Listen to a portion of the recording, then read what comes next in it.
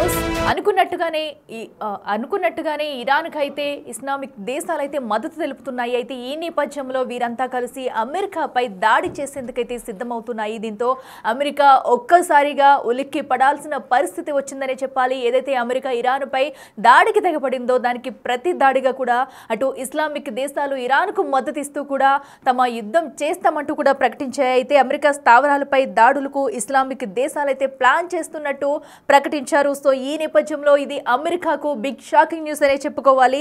తమకు దగ్గరలో ఉన్న యుఎస్ రక్షణ స్థావరాలపై దాడులు చేసేందుకు యెమెన్, లెబనాన్ ప్లాన్ చేస్తున్నట్లు కూడా తెలుస్తుంది. ఇప్పుడు యుఎస్ పై యుద్ధం చేసేందుకు ఇస్లామిక్ దేశాలైతే ఇరాన్తో కలిసి ముందుకు నడుస్తున్నాయి. సో ఇప్పుడు అమెరికాలో యుద్ధం జరగబోతుందని, యుద్ధం ఇంకా పెద్దదవుతుందని చర్చకైతే దారితీస్తున్నాయి. అయితే యుద్ధంలోకి తాము ఎంట్రీ ఇవ్వబోతున్నట్లు కూడా ఇప్పటికే ఏమైనా ప్రకటించింది.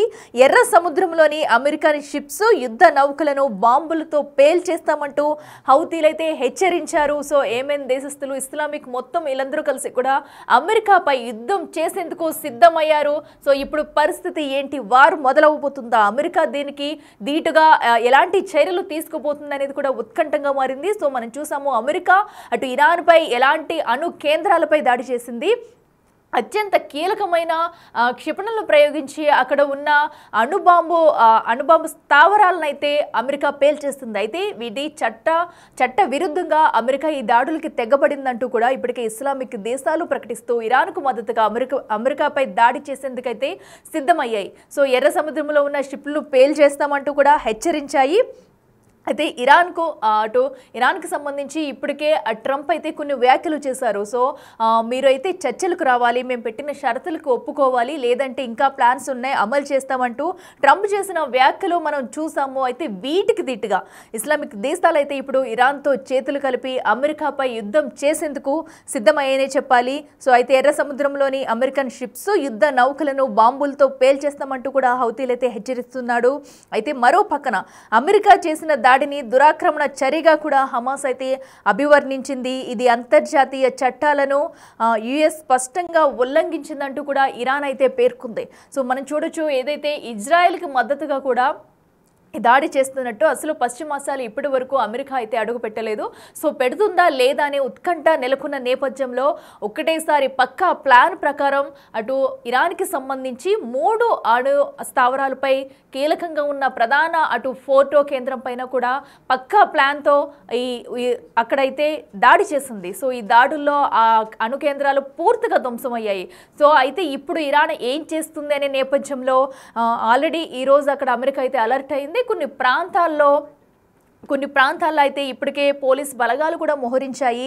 అయితే ఇప్పుడు ఇరాన్కి ఎవరు మద్దతు ఇస్తారు? మిత్ర దేశాలు మద్దతు ఇస్తాయా? ఇప్పుడు ఏం జరగబోతుందని అనే సిచ్యువేషన్లో కూడా ఇప్పుడు ఇస్లామిక్ దేశాలు ఇరాన్కు మద్దతు ఇస్తూ అమెరికాపై యుద్ధం చేసేందుకు ప్రతి దాడి చేస్తామంటూ కూడా హెచ్చరికలు జారీ చేసింది. అమెరికాకి సంబంధించిన అటు షిప్లను కానివ్వండి, ఎర్ర సముద్రంలో ఉన్న షిప్పులు, యుద్ధ నౌకలను పేల్చేస్తామంటూ క్లియర్ కట్గానే వాళ్ళైతే వార్నింగ్ ఇచ్చారు. ఇప్పుడు ఏం జరగబోతుంది? అమెరికాలో నేరుగా దాడి చేస్తారా, లేదంటే అక్కడ రక్షణ స్థావరాల దగ్గర ఉన్న వాటిపై దాడి చేస్తారా అనేది ఉత్కంఠంగా మారింది. ఇప్పటికే అమెరికా అయితే అలర్ట్ అయింది. ఇరాన్ నుంచి ఏ పక్క నుంచి అయినా సరే దాడి జరిగే సమయం ఉంది కాబట్టి వాటిని ఎదుర్కొనేందుకు అమెరికా ఒక పక్క నుంచి సన్నద్ధమవుతుంది. ఎక్కడికక్కడ పోలీసు బలగాలను మోహరిస్తూ చుట్టుపక్కల ప్రాంత ప్రజలను అయితే అలర్ట్ చేస్తూ ఇప్పటికే హై అలర్ట్ ప్రకటిస్తుంది కొన్ని ప్రాంతాల్లో అమెరికా. ఈ నేపథ్యంలో ఇటు ఇస్లామిక్ దేశాలైతే ఇరాన్కు మద్దతు ఇవ్వడం కూడా ఇప్పుడు ఒక చర్చనీయాంశంగా మారింది.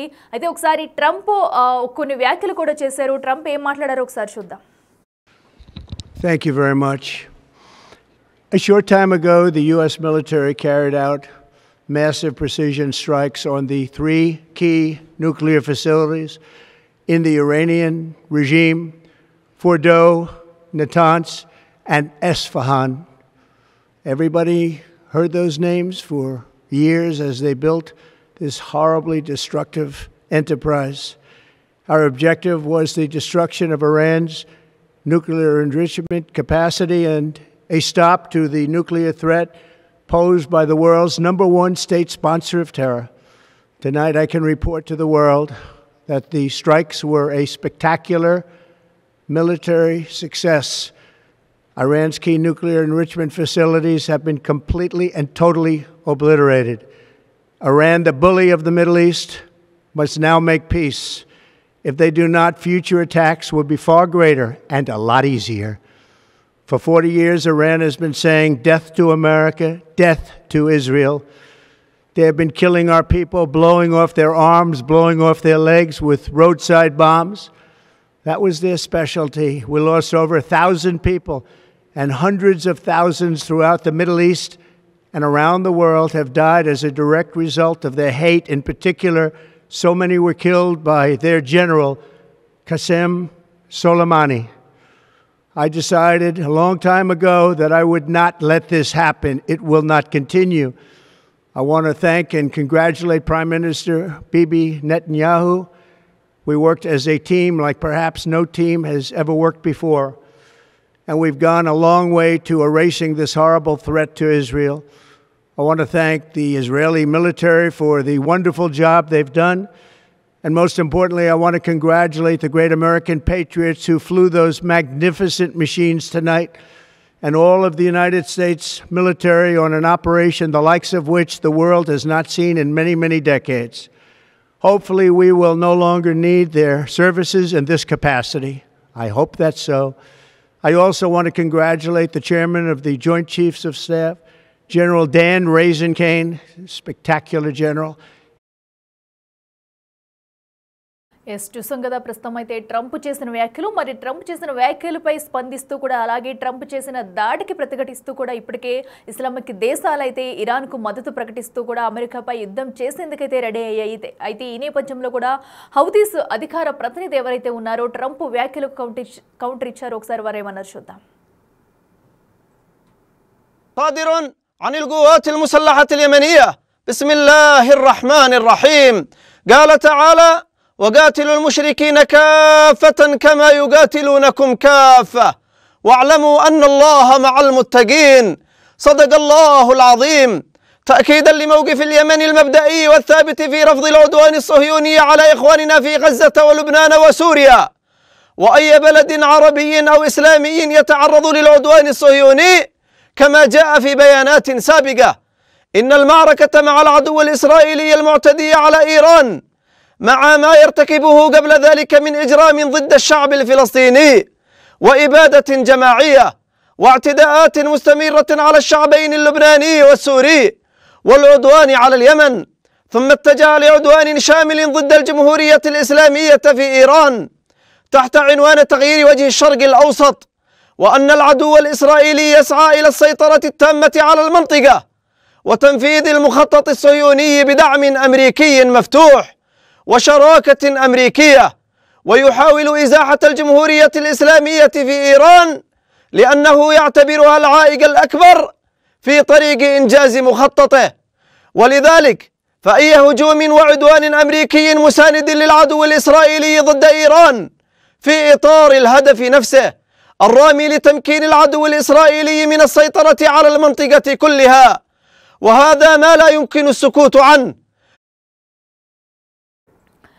రైట్కి ఇదే అంశానికి సంబంధించి మరింత సమాచారం మా కొలిక్ రామ్దాస్ ఫోన్లో అందిస్తారు.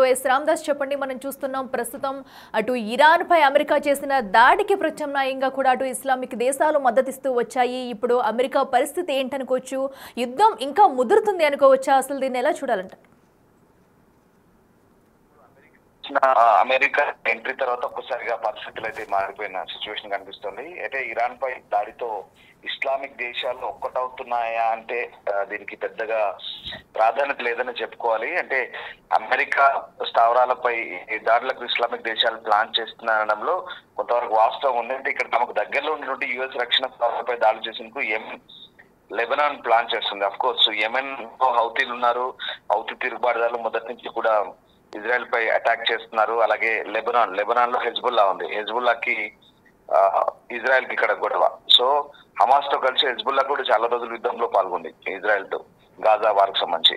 సో ఇక్కడ వెరీ క్లియర్, లెబనాన్ లో హెజ్బుల్లా కావచ్చు, యెమెన్ లో హౌతీలు కావచ్చు, వీళ్ళిద్దరికి కూడా ఇరాన్ ఫండింగ్ చేస్తుంది. కాబట్టి ఖచ్చితంగా ఈ రెండు దేశాలు ఇరాన్ కు మద్దతు తెలుపుతాయో ఎలాంటి సందేహాలు, ఎందుకంటే సైనిక సహకారం, ఆయుధాలు కానీ, డబ్బు కానీ, ఫండింగ్ కానీ ఇన్ని రోజుల పాటు ఇరానే వీళ్ళని పెంచి పోషించింది. కాబట్టి ఖచ్చితంగా ఈ రెండు దేశాలు అంటే ఇప్పటి వరకు కూడా ఇవి స్పందించలేదు, ఇప్పుడు తాజాగా స్పందిస్తున్న పరిస్థితి కనబడుతుంది. సో యుద్ధంలోకి తాము ఎంట్రీ ఇస్తానంటూ ప్రకటించబోతుంది యెమెన్ కూడా. అమెరికా స్థావరాలపై దాడికి సిద్ధమంటూ హౌతీలు ప్రకటించారు, హౌతీ రెబల్స్ ఎవరైతే ఉన్నారో. సో ఇప్పటికే వాళ్ళంతా కూడా ఈ ఎర్ర సముద్రంలో అమెరికన్ షిప్స్, యుద్ధ నౌకలను పేల్చేస్తున్నారు. దీంతో బ్రిటన్ అండ్ యుఎస్ ఈ రెండు కలిసి జాయింట్ ఆపరేషన్ చేశాయి, అనేకంగా వాళ్ళపై అటాక్ చేశాయి. హౌదైదా పోర్ట్ కావచ్చు, తర్వాత సనా యెమెన్ లోని సనా క్యాపిటల్ లో ఎయిర్పోర్ట్ ను పేల్చివేయడం, ఇట్లాంటి చాలా ఇన్సిడెంట్ జరిగాయి. సో అంటే ఇప్పుడు అమెరికా దాడులు వీళ్ళంతా కూడా దురాక్రమణగా అభివర్ణిస్తున్నారు. And Hamas, of course Hamas కూడా గాజాలో మొదటి నుంచి కూడా అంటే వీళ్ళందరికీ తెలుసు ఇజ్రాయెల్ తో దాడి తర్వాత పరిస్థితులు ఎలా ఉంటాయో, వీళ్ళందరికీ కూడా ఒకసారి ఆ రుచి చవి చూస్తారు. కానీ ఇప్పుడు పైకి గొప్పలు చెప్పుకుంటున్నారు. అంటే ఇక్కడ మనం ఒకటే క్లియర్, ఇక్కడ ప్రధానంగా అమెరికన్ ఎయిర్ బేసెస్ ఇరాన్ చుట్టూ ఉన్నాయి కంప్లీట్ గా. ఖతార్ కావచ్చు, ఒమన్, తర్వాత కువైట్, బహ్రెయిన్, అలాగే జోర్డాన్, ఈ ప్రాంతాల్లో చాలా ప్రాంతాల్లో, దుబాయ్ లో, అబుదాబిలో కూడా అమెరికన్ ఎయిర్ బేస్ ఉన్నాయి. ఇవన్నీ కూడా ఇరాన్ కు దాదాపు దగ్గర ప్రాంతాల్లోనే ఉన్నాయి. సో దాదాపు ఇప్పటికే గల్ఫ్ దేశాల్లో 70,000 మందికి పైగా సైనికులు ఉన్నారు. యుఎస్ మిలిటరీ ఆపరేషన్స్ కొనసాగుతున్నాయి. సో వీళ్ళపై అటాక్ చేస్తామని చెప్తుంది, కానీ దానికి సంబంధించి ఇంకా అమెరికా చాలా అలర్ట్ గా ఉంటున్న పరిస్థితి కనబడుతుంది. మనకు ప్రధానంగా ఒకటే విషయం అంటే ఇక్కడ ఇస్లామిక్ దేశాలు గతంలో కొన్ని గ్రూప్ గా ఏర్పడ్డాయి. ఇవన్నీ కూడా ఆర్గనైజేషన్ ఆఫ్ ఇస్లామిక్ కంట్రీస్ పేరుతో, ఐఓస్ పేరుతో గతంలో 1974లో ఏర్పడాయి. కానీ ఇక్కడ ఇస్లామిక్ దేశాల మధ్య సఖ్యత లేదన్నది వెరీ క్లియర్. ఎందుకంటే పశ్చిమ దేశాలకు అనుకూలమైనటువంటి ప్రభుత్వాలే ఇస్లామిక్ దేశాల్లో ఉన్న పరిస్థితి కనబడుతుంది. మనం కొన్ని ఉదాహరణలు మీకు చెప్తాను. గతంలో ఇరాక్ పై దాడి చేసినప్పుడు ఇరాన్ ఏమీ చేయలేకపోయింది, ఎక్కడ సపోర్ట్ చేయలేకపోయింది. అలాగే ఆఫ్ఘనిస్తాన్ పై దాడి చేసినప్పుడు పాకిస్తాన్ ఏమీ చేయలేకపోయింది. సో ఇట్లా అంటే కొన్ని ఇస్లామిక్ దేశాలన్నీ ఐక్యంగా ఉంటామని చెప్తూనే ఎక్కడ ఐక్యంగా ఉండట్లేదు. దానికి అమెరికానే ప్రధాన కారణం. ఎందుకంటే పశ్చిమ దేశాలకు అనుకూలంగా ఉన్నటువంటి పరిస్థితులే దాదాపు ఇప్పుడు సిరియాలో ఉన్నాయి, ఇరాక్ లో ప్రభుత్వం పశ్చిమ దేశాలకు అనుగుణంగా ఉంది, సిరియాలో ఉంది, అలాగే ఆఫ్ఘనిస్తాన్ లో అమెరికా అనుకూల ప్రభుత్వం ఉంది. సో ఈ రకంగా అన్ని విధాలుగా పశ్చిమ దేశాల ఆధిపత్యాన్ని కొనసాగిస్తున్నాయి. కాబట్టి ఖచ్చితంగా ఇక్కడ ఇస్లామిక్ దేశాలు దాదాపుగా ఒకటే పరిస్థితి కనబట్లేదు. ఈవెన్ సౌదీ అరేబియా కూడా, సౌదీ అరేబియాకి ఇరాన్ కు చాలా వైరం ఉంది, అజర్బైజాన్ కు ఇరాన్ కు వైరం ఉంది. సో అంటే ఇక్కడ కూడా షియా సున్నీ ముస్లిం డిఫరెంట్ గా విడిపోయి ఇక్కడ వీళ్ళంతా కూడా సఖ్యత లేని పరిస్థితి. దీంతో అటు ఈజిప్ట్ కావచ్చు, జోర్డాన్ కావచ్చు, ఇలా చాలా దేశాలన్నీ కూడా ఎక్కడ ఏకతాటిపై నిలిచిన పరిస్థితులు మనకు కనబడట్లేదు. సో ఆ రకంగా బహ్రెయిన్ కానీ, ఈజిప్ట్ కానీ, యుఏఈ కానీ ఎక్కడ ఇవన్నీ కూడా ముందుకు వచ్చే పరిస్థితి లేదు. సో కొన్ని దేశాలు ఇప్పుడు మనం చెప్తున్నట్టుగా యెమెన్ కావచ్చు, అలాగే లెబనాన్ కావచ్చు, ఈ రెండిట్లో ఇరాన్ పెంచి పోషించిన హెజ్బుల్లా కావచ్చు, హౌతీలు కావచ్చు ఉన్నారు. వీళ్ళంతా కూడా ఇజ్రాయెల్ కు వ్యతిరేకంగా ఎప్పటి నుంచో పోరాటం చేస్తున్నారు. ఇది కొత్త ఏం కాదు. బట్ ఇప్పుడు అమెరికా దాడిని చేసిన తర్వాత ఖచ్చితంగా అమెరికా స్థావరాలపై దాడి చేస్తామంటూ చెప్పుకుంటున్న పరిస్థితి, కానీ అది ఎంతవరకు సాధ్యమవుతుంది, నిజంగా అమెరికాపై దాడికి దిగేంత దుస్సాహసానికి రెండు దేశాలు ఒడిగడతాయనేది మాత్రం ప్రస్తుతం మనకు ఆలోచించదగ్గ విషయం. సార్ ఇప్పుడైతే ఇరాన్ ఇజ్రాయెల్ మధ్య యుద్ధం అయితే తారాస్థాయికి చేరుకుంటుంది. సో అమెరికా బంకర్ బస్టర్ బాంబులతో విరుచుపడ్డ పరిస్థితి కనబడుతుంది. ప్రధానంగా ఇవాళ ఫోర్డో కావచ్చు, నతాంజ్ కావచ్చు, ఇస్ఫహాన్ కావచ్చు కంప్లీట్ గా వాటి మధ్య భాగంలోకి వెళ్లి చొచ్చుకొని పోయి దాడులు చేసిన పరిస్థితి కనబడుతుంది. సెంట్రిఫ్యూజ్ల మీద ఏకంగా దాడి చేసిన పరిస్థితి కనబడుతోంది.